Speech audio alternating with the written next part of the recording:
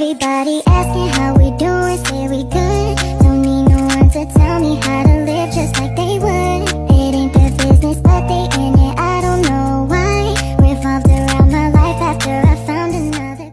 Halo semuanya, perkenalkan nama saya Marijuita Nonaiko, biasa dipanggil Juita. Saya dari kelas 11K. Pada video kali ini, saya akan membahas tentang ancaman, tantangan, hambatan, dan gangguan dalam bidang ekonomi. Oke, yang pertama saya akan membahas tentang ancaman pada perekonomian Indonesia. Yang pertama ada inflasi. Inflasi menjadi ancaman bagi ekonomi Indonesia. Apalagi ketika kenaikan harga barang terjadi secara terus-menerus. Hal tersebut dapat menyebabkan perubahan nilai uang terhadap mekanisme pasar. Yang kedua, meningkatnya angka pengangguran. Meningkatnya angka pengangguran ini berpotensi untuk mengancam perekonomian Indonesia. Tidak hanya itu, kriminalitas juga akan semakin meningkat. Tingginya angka pengangguran ini juga dapat berdampak pada bertambahnya angka kemiskinan. Yang ketiga ada ketidakjelasan sistem perekonomian negara. Ancaman ekonomi dapat terjadi jika negara tidak memiliki sistem perekonomian yang jelas. Dan lebih baik jika pemerintah melakukan evaluasi terhadap sistem perekonomian yang berkaitan dengan investor dari luar negeri. Yang keempat ada kondisi infrastruktur. Kondisi infrastruktur ini yang buruk juga berpotensi memberikan ancaman ekonomi. Idealnya, pembangunan infrastruktur harus merata di setiap daerah, sekaligus disesuaikan dengan kebutuhannya. Yang kelima ada ketergantungan dengan barang impor. Ketergantungan masyarakat dengan barang impor menjadi ancaman ekonomi bagi Indonesia. Semakin banyak barang yang diimpor, maka akan mengganggu stok barang dan penjualan produk-produk dalam negeri. Yang keenam ada utang dari negara lain. Indonesia menjadi salah satu negara yang memiliki cukup banyak utang dengan negara lain. Pada 2019, Bank Dunia menyebutkan bahwa Indonesia sebagai negara dengan pendapatan kecil menengah, tetapi memiliki utang terbesar hingga mencapai 5.907 triliun.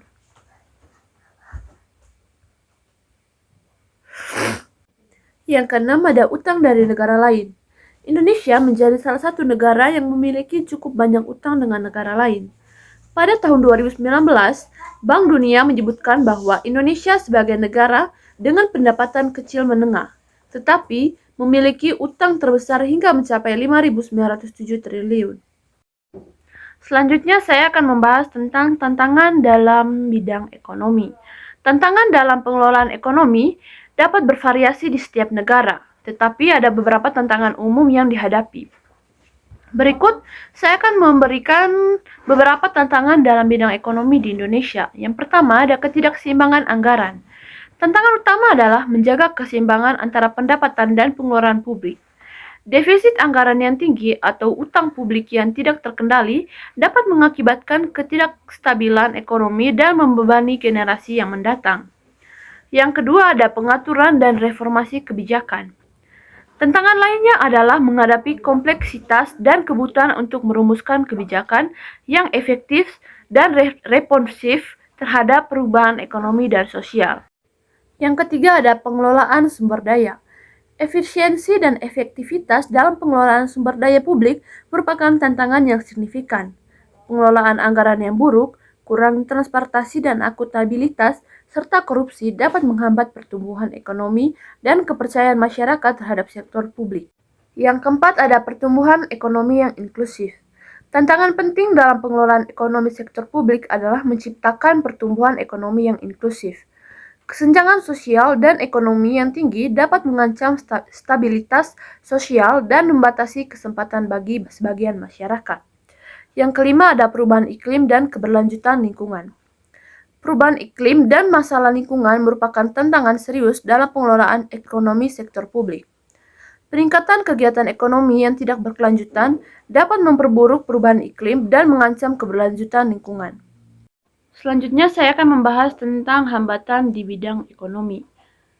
Yang pertama ada rendahnya pertumbuhan ekonomi di Indonesia, yang kedua ada kemiskinan, yang ketiga ada pengangguran, yang keempat ada kesenjangan penghasilan, yang kelima ada inflasi, yang keenam ada utang luar negeri, yang ketujuh ada defisit anggaran, dan yang kedelapan ada ketidakmampuan industrial. Oke, selanjutnya ada gangguan dalam bidang ekonomi. Gangguan dalam bidang ekonomi ini biasanya berasal dari berbagai faktor. Yang pertama ada perubahan dalam kebijakan pemerintah. Yang kedua ada fluktuasi pasar global. Yang ketiga ada krisis keuangan. Dan yang keempat ada faktor-faktor internal seperti inflasi, pengangguran, dan atau ketidakstabilan politik.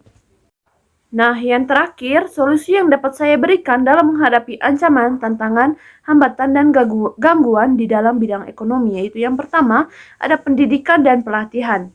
Menyiapkan angkatan kerja dengan keahlian yang sesuai dengan era digital adalah kunci. Program pendidikan dan pelatihan yang disesuaikan dengan kebutuhan ekonomi yang berkembang dapat membantu mengurangi dampak penggantian pekerjaan oleh AI dan teknologi. Yang kedua ada pengembangan kerjasama manusia dan mesin atau human machine collaboration.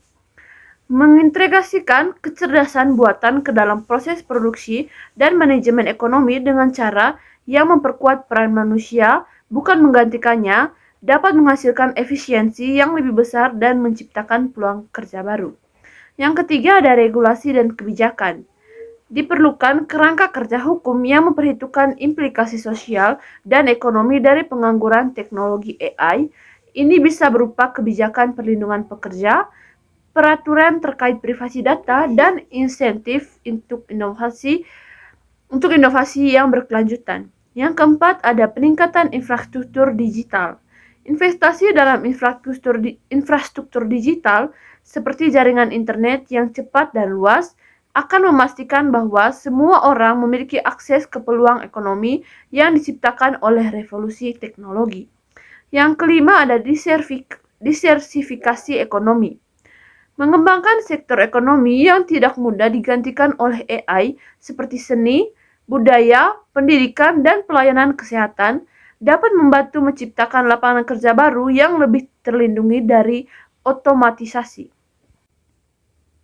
Oke teman-teman, itu saja video dari saya. Semoga bermanfaat buat kalian semua. Dadah! Everybody asking how we doing, say we good. Don't need no one to tell me how to live just